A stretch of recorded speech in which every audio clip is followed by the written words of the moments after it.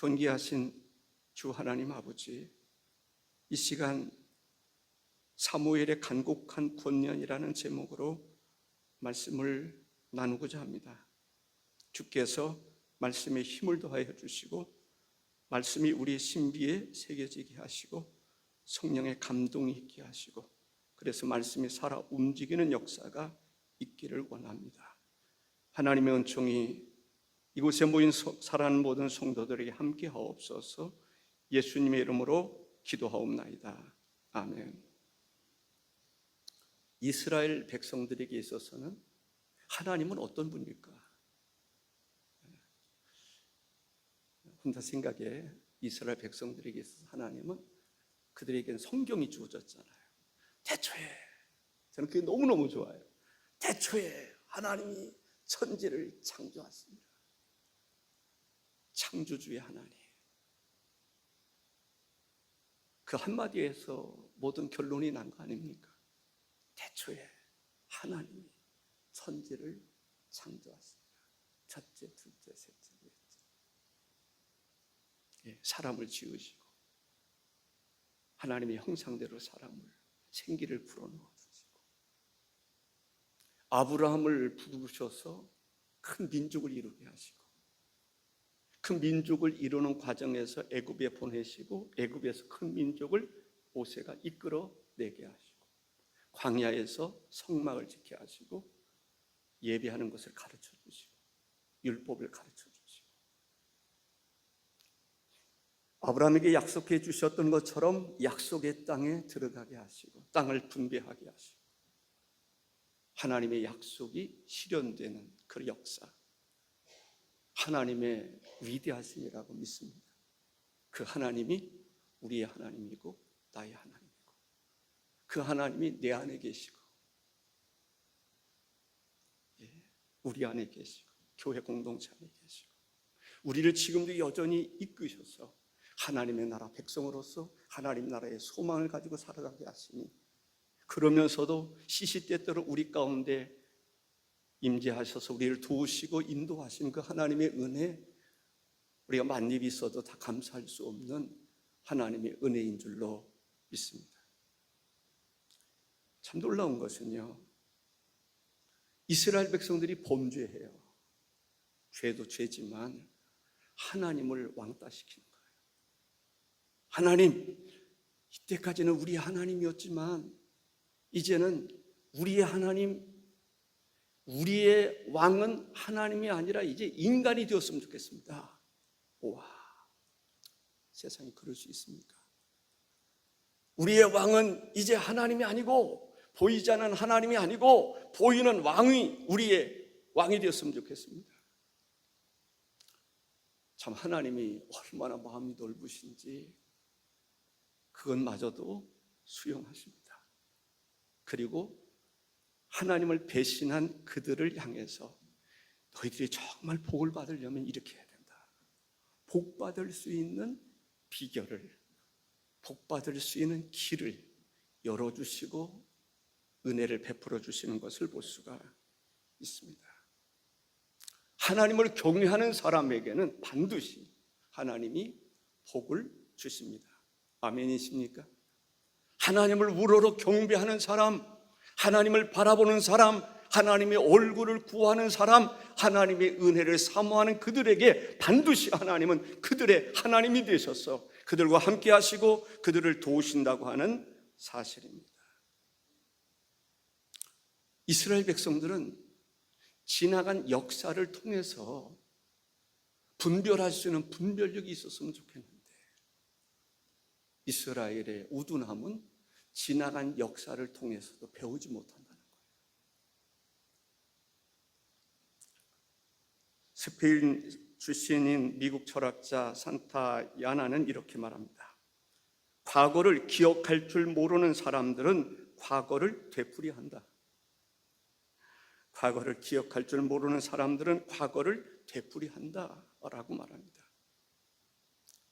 이스라엘 백성들이 과거를 돌아보면서 어떻게 하면 은혜를 받을 수 있는지, 어떻게 했을 때 하나님의 진노가 임했는지를 배웠더라면, 알았더라면 좋았을 텐데, 바울은 고린도전서 10장 10절에서 그들 가운데 어떤 사람들이 원망하다가 멸망시키는 자에게 멸망하였나니 너희는 그들과 같이 원망하지 말라라고 말합니다.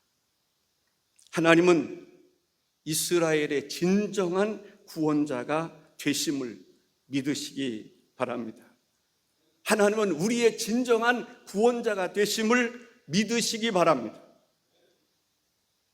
사사시대를 보면 그들이 하나님께 범죄하면 하나님의 진노가 임했고, 진노 가운데 그들이 회개했을 때 하나님이 은혜를 베풀어 주셨던 것을 볼 수가 있습니다. 사사시대를 통해서 진정한 구원자가 하나님이신 것을 알 만큼 하나님이 얼마든지 역사해 주셨는데, 이스라엘 백성들이 그러한 것을 경험하고도 보이지 않는 하나님이 나의 왕이 아니라, 우리의 왕이 아니라 보이는 왕을 우리에게 허락해 주소서라고 했던 것을 볼 수가 있습니다. 우리나라를 돌이켜볼 필요가 있습니다. 우리는 일제시대를 통해서 많은 어려움을 겪었습니다. 일본 사람들, 경계해야 될 사람들이죠. 그뿐만 아닙니다. 최근에 북한과 중국과 러시아를 통해서 6.25 전쟁이 일어났습니다. 우리는 스스로를 지킬 수 있는 힘이 없었습니다. 일제시대 때도 마찬가지였습니다. 미국을 중심으로 한 유엔군이 들어와서 도와주었으므로 우리는 자유민주주의를 이룰 수가 있었습니다. 그렇지 않았더라면 북한처럼 공산주의 지하에서 살았을 것입니다. 이 모두가 하나님의 은혜라고 있습니다. 우리에게 복음을 주신 하나님께서는 감사하는 것은 복음으로 말미암아 우리가 복을 받을 수 있었기 때문입니다. 인터넷을 통해서 알아보던 중에 중앙일보에 나온 기사를 보게 됐습니다. 언젠가인지 날짜는 제가 알 수가 없었는데 그 중앙일보 출처의 넘버는 나와 있더군요. 도널드 트럼프 전 미 대통령이 밝힌 2017년 4월 6일 7일 미 플로리다 마라라고에서 있었던 시진핑과의 대화 일부 내용이다. 이렇게 소개하고 있습니다. 시진핑 중국 국가주석은 중국과 한국의 역사에 대해 이야기했다. 북한이 아니라 한국을 이야기했다. 몇천 년의 역사와 많은 전쟁을 말하는 것이다. 한국은 역사적으로 중국의 일부였다. 시진핑 한 말입니다. 한국은 역사적으로 중국의 일부였다라고 말합니다. 그 뒤에 보면 그렇다면 중국과 조공, 책봉의 관계를 가진 주변 국가들을 중국의 일부라고 인식하고 있는 게 아닌가 하는 추론을 해볼 수 있겠다. 저는 여러 해 전이지만 충대에서 중국 공산당원들이 한 달에 한 번씩 모임을 갖는다는 얘기를 들었습니다. 공산당원들에게 주입하는 것은 그런 것이었습니다. 중국 공산당 당을 포기하지 마라. 한국에 귀하지 마라. 한국은 앞으로 우리의 마치 속국이 될 거다. 변방한 그런 나라가 될 것이다. 저는 그때 엄청난 충격을 받았습니다. 지금 중국 정부를 비롯해서 중국 사람들이 한국 땅을 사들이고 있습니다. 중국 사람 10만 명이 한국 땅을 샀다는 말이 있습니다. 땅을 샀다면 그 땅에 대한 주권을 누가 가지고 있는 것입니까? 중국 사람들에게 지방선거에 투표할 수 있는 투표권을 주고 있다는 말을 듣습니다. 그들은 누구를 위해서 투표할까요? 혹시 중국 정부의 지침이 있다면 중국의 편에 서서 투표하지 않을까요?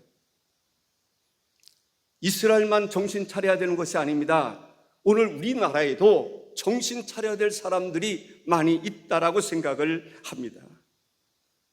사무엘상 12장 14절 15절에 이렇게 말씀하고 있습니다. 너희가 만일 여호와를 경외하여 그를 섬기며 그의 목소리를 듣고 여호와의 명령을 거역하지 아니하며 또 너희와 너희를 다스리는 왕이 너희의 하나님 여호와를 따르면 좋겠지만은 너희가 만일 여호와의 목소리를 듣지 아니하고 여호와의 명령을 거역하면 여호와의 손이 너희의 조상들을 치신 것 같이 너희를 치실 것이라 말씀하였음을 보게 됩니다. 사무엘상 12장 18절 오늘 본문 이전의 말씀을 보면 이런 말씀이 있습니다. 이에 사무엘이 여호와께 아뢰매 여호와께서 그날에 우레와 비를 내리시니 모든 백성이 여호와와 사무엘을 크게 두려워하니라. 깜짝 놀란 거죠. 이것은 하나님의 심판이라고 생각을 했습니다. 얼마나 두려워했는지 제가 설교의 첫째, 우리가 죽지 않게 하소서. 죄와 왕을 구한 것을 더하였나이다. 죄와 왕을 구한 것, 하나님을 저버리고 왕을 구한 것에 대해서 용서해달라고 말하는데 우리를 살려달라고. 19절에 이렇게 말씀합니다. 모든 백성이 사무엘에게 이르되 당신의 종들을 위하여 당신의 하나님 여호와께 기도하여 우리가 죽지 않게 하소서. 우리가 우리의 모든 죄에 왕을 구하는 악을 더하였나이다 라고 말합니다. 용서해달라고. 우리를 죽게 하죠. 그 우레와 큰 비가 어느 정도 심각했는지를 알 수가 있습니다. 죽을 것 같은, 죽게 생겼다라고 하는 이야기입니다. 왜 자기들이 지은 죄를 자기가 회개치 아니하고 사무엘에게 중보하며 기도해달라고 그랬을까? 어떤 학자가 이렇게 말합니다. 첫째 이유는 이스라엘 백성들이 언약을 위반하여 하나님을 버리고 불순종한 동기로 인간의 왕을 구해왔기 때문에 감히 구하지 못하고 사무엘에게 부탁했다라고 이야기합니다. 두 번째는 사무엘이 하나님과 인간과의 관계에서 중재자임을 인정했기 때문이다 라고 말합니다. 중요한 것은 회개하는 것입니다. 중요한 것은 회개하는 것입니다. 안타까운 것은 회개하고도 개가 토한 것을 다시 먹듯이 회개하고도 또다시 동일한 죄를 짓는 것은 참으로 안타까운 일입니다. 그러나 하나님은 진정으로 회개하기를 원하십니다. 아멘. 돌이키기를 원하시는 거예요. 그래야 새로운 길이 열리기 때문에 그렇습니다. 두 번째는 회개한 백성에게 뭐라고 말씀하시냐면 두려워하지 마라. 오직 여호와를 섬기라고 말씀하십니다. 20절에 사무엘이 백성에게 이르되 두려워하지 말라. 너희가 과연 이 모든 악을 행하였으나 여호와를 따르는 데에서 돌아서지 말고 오직 너희의 마음을 다하여 여호와를 섬기라. 하나님에게서 돌아서지 말고, 죄를 지었지만 이제부터는 하나님에게서 돌아서지 말고 하나님을 쫓아 살아가라 라는 말씀입니다. 어떤 죄를 지었을지라도 여기서 보면 회개하는 사람의 죄를 묻지 않으시는 거예요. 와, 그게 중요한 것 같아요. 죄에 대해서 묻지 아니하시는, 우리가 진심으로 회개하면 하나님은 죄를 기억지도 아니하신다 말이죠. 마치 한 번도 죄를 짓지 않은 사람처럼 우리를 대하시는 것을 볼 수가 있습니다. 두려워하지 마라. 죄에 대한 심판 두려워하지 마라. 이미 하나님께서 회개하는 모든 회개를 다 받으셨느니라, 그런 말씀이 아닙니까? 두려워하지 마라. 너희가 과연 이 모든 악을 행하였으나, 악을 행하는 것을 하나님 모르는 것이 아닙니다. 아십니다. 그런데 회개하는 그들에게 있어서 죄에 대한 심판은 두려워하지 마라, 그런 말씀입니다. 그리고 오직 너희의 마음을 다하여 여호와를 섬기라 했습니다. 마음을 다하여 여호와를 섬기는, 우리의 과거를 묻지 아니하시고 우리에게 말씀하시는 것은 마음을 다하여 여호와를 섬기라, 여호와께 충성하라 라고 말씀하시는 것을 보게 됩니다.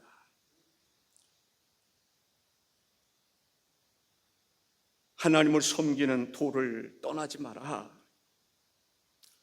사실 여호와를 버렸다는 거, 떠났다는 거, 멀리했다는 것은 무슨 이야기를 하고 있는 것입니까? 하나님 외에 다른 신을 둔다라는 얘기입니다. 그 신이 인간일 수 있습니다. 그 신이 우상일 수 있습니다. 우리는 어떠한 일에도 우상을 두면 안 돼요. 아무리 정치를 잘하고 못하고를 떠나서 그 사람을 절대 주권자로 생각하면 안 돼요. 진리는 거기에 있는 것이 아닙니다. 진리는 하나님의 말씀에 있음을 우리가 깨달아야 할 것입니다. 다른 말로 말하면 유익하지도 못하고 구원하지도 못하는 헛된 것을 쫓지 말고 진정한 구원자 되신 하나님을 쫓으라. 하나님을 섬기는 자가 되라. 하나님께 충성된 삶을 살아가는 하나님의 백성의 도를 따르라 말씀하시는 것입니다. 세 번째는 하나님께서는 이스라엘 자기 백성으로 삼으시고 그렇게 기뻐하신다는 거예요. 22절에 여호와께서는 너희를 자기 백성으로 삼으신 것을 기뻐하셨으므로 여호와께서는 그의 크신 이름을 위해서라도 자기 백성을 버리지 아니하실 것이. 와, 놀랍지 않습니까? 감동이 되지 않습니까? 이런 성경 구절 한 구절 읽다가 눈물을 펑펑 쏟을 만한 그러한 은혜가 되지 않습니까? 여호와께서는 너희를 자기 백성으로 삼으신 것을 기뻐하셨으므로 여호와께서는 그의 크신 이름을 위해서라도 자기 백성들이 죄를 범했을지라도 버리지 않으신다. 하나님은 우리의 하나님이십니다. 제가 기도하면서 때로는 감동에 벅차서 울부짖는 이유는 저는 하나님 앞에 늘 부끄럽고 부족하고 연약합니다. 몸둘 바를 모르겠어요. 그런데 하나님께서는 내가 너와 함께한다. 혐오하지 마라. 그런 말씀을 하시고 또 하실 때 내가 누구인데 하나님이 나와 함께 하시는가? 그런 생각이 들 때가 있습니다. 하나님의 사랑은 무조건적인 사랑입니다. 사람은 조건부적인 사랑을 하지만은 하나님은 조건 없는 사랑을 우리에게 행하신 거라는 것입니다. 신명기서 7장 9절에 그런즉 너는 알라 오직 내 하나님 여호와는 하나님이시요 신실하신 하나님이시라. 그를 사랑하고 그의 계명을 지키는 자에게는 천대까지 그의 언약을 이행하시며 인애를 베푸시되 라고 말합니다. 요한복음 13장 1절에 유월절 전에 예수께서 자기가 세상을 떠나 아버지께로 돌아가실 때가 이른 줄 아시고 세상에 있는 자기 사람들을 사랑하시되 끝까지 사랑하시니라 했습니다. 야곱이 이제 도피하게 됩니다. 형 에서에게 팥죽 한 그릇에 장자 명분을 빼앗고 아버지를 속이고 너무나 하나님의 축복을 받고 싶어서 이제 축복의 안수를 받습니다. 그리고 형이 죽이려고 하자 도망치는 것을 볼 수가 있습니다. 창세기 28장 20절 21절에 야곱이 소원하여 이르되 하나님이 나와 함께 계셔서 내가 가는 이 길에서 나를 지키시고 먹을 떡과 입을 옷을 주시어 내가 평안히 아버지 집으로 돌아가게 하시오면 여호와께서 나의 하나님이 되실 것이요 라고 말합니다. 그의 기도를 하나님 들으시고 자기 집으로 아버지 집으로 돌아오게 해주셨습니다. 창세기 35장 6절과 7절에 야곱이 그와 함께한 모든 사람이 가나안 땅 루스 곧 베델에 이르고 그가 거기서 제단을 쌓고 그 곳을 엘베델이라 불렀으니 이는 그의 형의 낯을 피할 때에 하나님이 거기서 그에게 나타나셨음이더라 라고 말합니다. 하나님은 너를 지키시는 자. 그 찬양이 생각이 났습니다. 한번 불러볼까요? 미리 얘기를 못했는데 원고에는 있는데 그거 띄울 수 있을지 모르겠습니다. 하나님은 너를 지키시는 자, 너의 우편에 그늘 되시니 낮의 해와 밤의 달도 너를 해치 못하리. 하나님은 너를 지키시는 자, 너의 환난을 면케하시니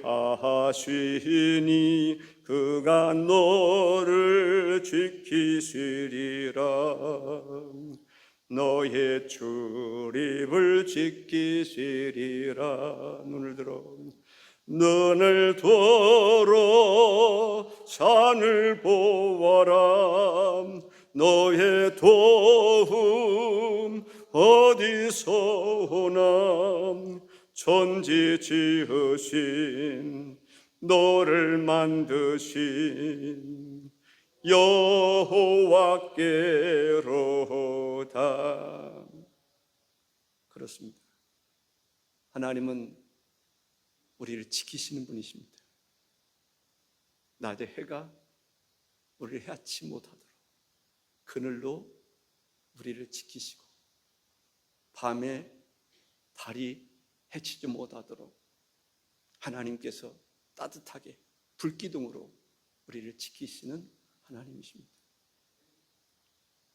나를 지키시는 하나님, 그 하나님을 다시 한번 고백할 수 있기를 바랍니다. 하나님은 나를 지키시는 분이다.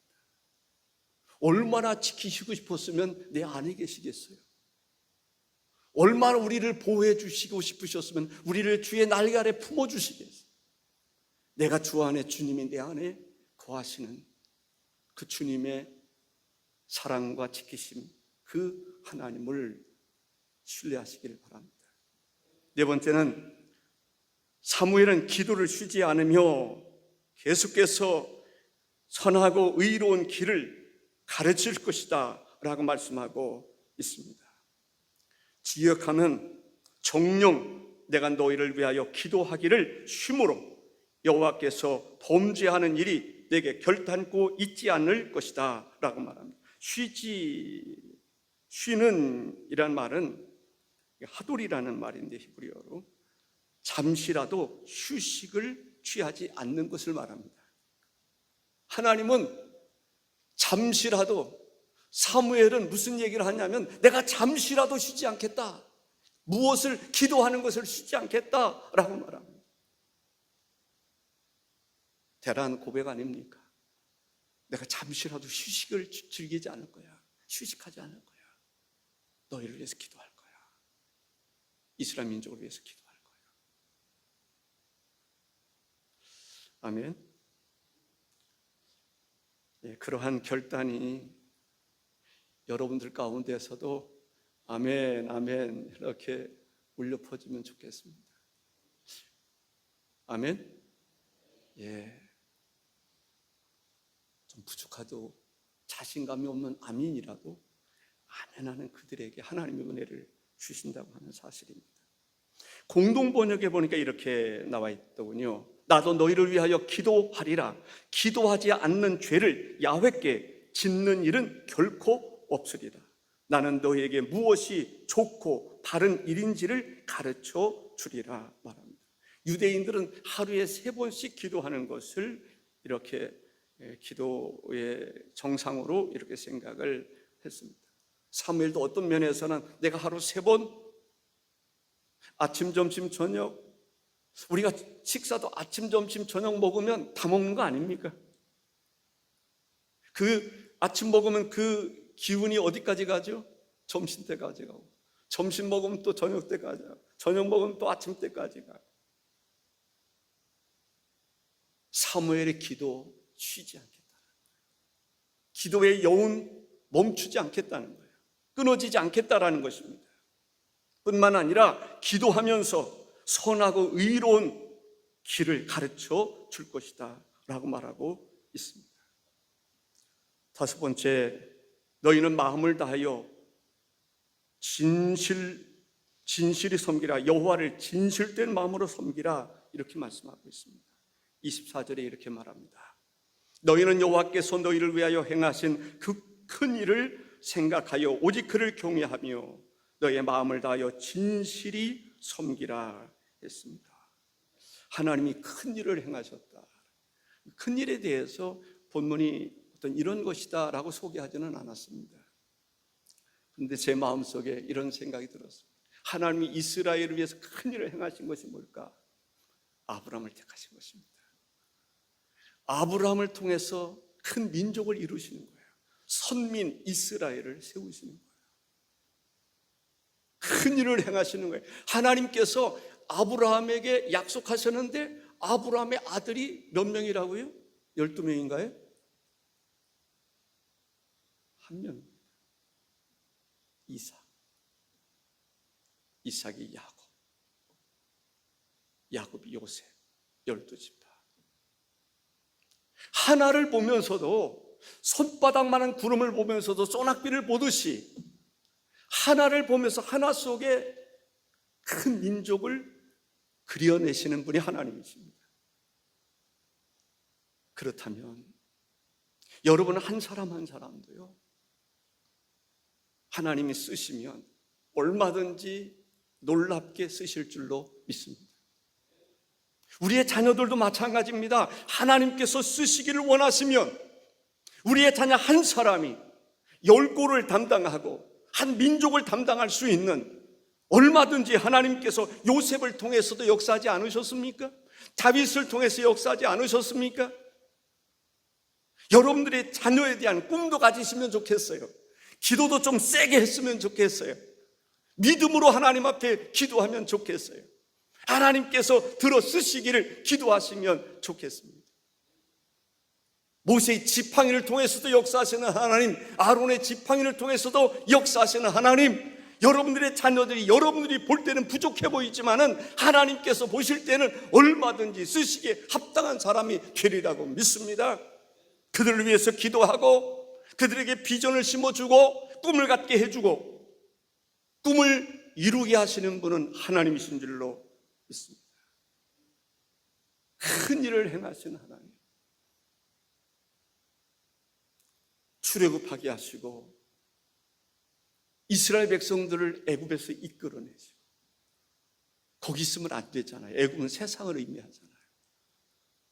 하나님 새 하늘과 새 땅에 대한 관심이 많으시는데 약속의 땅에 대한 관심이 있잖아요. 거기 들어가게 하시기 위해서 40일 광야에서 영적으로 훈련시키시고 성막을 지켜 하시고 구체적으로 모든 백성들이 하나님을 예배하는 것을 배우게 하시고 아무것도 일하지 않게 하시면서 오직 하나님을 섬기게 하는데 그들에게 하나님께서 일용할 양식을 주신단 말이죠. 저는 너무 신비하고 놀라운 것이 뭐냐면, 사람은 이제 만나와 매출하게도 주시고 그러셨는데 짐승들도 키웠단 말이죠. 짐승들은 뭐 먹고 컸을까? 그들이 하나님께 광야 생활을 통해서도 번제를 드리고 소제를 드리고 화목제를 드리고 속건제를 드리고 속죄제를 드리고 하나님을 예배했는데, 와, 신비로운 세계였다라고 생각을 합니다. 옷이 헤어지지 않는, 정말 하나님의 절대적인 주권과 임재 속에서 그들이 거했던 것을 볼 수가 있습니다. 다른 세상에 살았던 것이지요. 그 하나님의 놀라운 위대하심을 깨닫지 못하고 이것저것 원망하고 불평했던 그 사람들은 광야에서 다 약속의 땅에 들어가지 못하고 죽었습니다. 우리는 그러한 사람이 되지 맙시다. 요한복음 아까 말씀드렸던 것처럼 불평하지 맙시다. 우리를 지키시는 분이 하나님이십니다. 은혜를 베풀어 주시는 분이 하나님이십니다. 우리가 하나님의 백성으로서 당당하게 살아갈 수 있기를 주의 이름으로 축복합니다. 하나님의 은총이 이번 추석 명절을 통해서도 여러분에게 나타나기를 바랍니다. 제가 하나님 앞에 기도했습니다. 하나님, 어떤 말씀을 보면 좋을까요? 그런 기도 속에 본문이 생각이 나서 말씀을 나누게 되었습니다. 하나님의 음성이 여러분에게 하나님 말씀으로 잘 들려지실 수 있기를 바랍니다. 기도하시겠습니다. 존귀하신 주 하나님 아버지, 이스라엘 백성들이 범죄한 것을 회개할 때 하나님은 용서하실 뿐만 아니라 이제 뒤돌아보지 말고 하나님을 섬기는 자가 되라고 말씀하고 있습니다. 사무엘은 기도의 중요성을 이야기하고 있습니다. 가르침에 대한 중요성을 이야기하고 있습니다. 우리 사랑하는 성도들도 기도하는 일에 힘쓰게 하시고 하나님 바르게 가르쳐 지도할 만한 성도들이 다 될 수 있도록 인도해 주옵소서. 진심으로 하나님 마음을 다하고 성품을 다하고 뜻을 다하여 하나님을 섬기는 자, 하나님을 예배하는 자, 하나님의 뜻을 쫓아 순종하고 나아가는 모든 성도들이 되어서 우리도 하나님의 놀라운 은혜와 축복을 누리기에 부족함이 없게 하여 주옵소서. 예수님의 이름으로 기도하옵나이다. 아멘.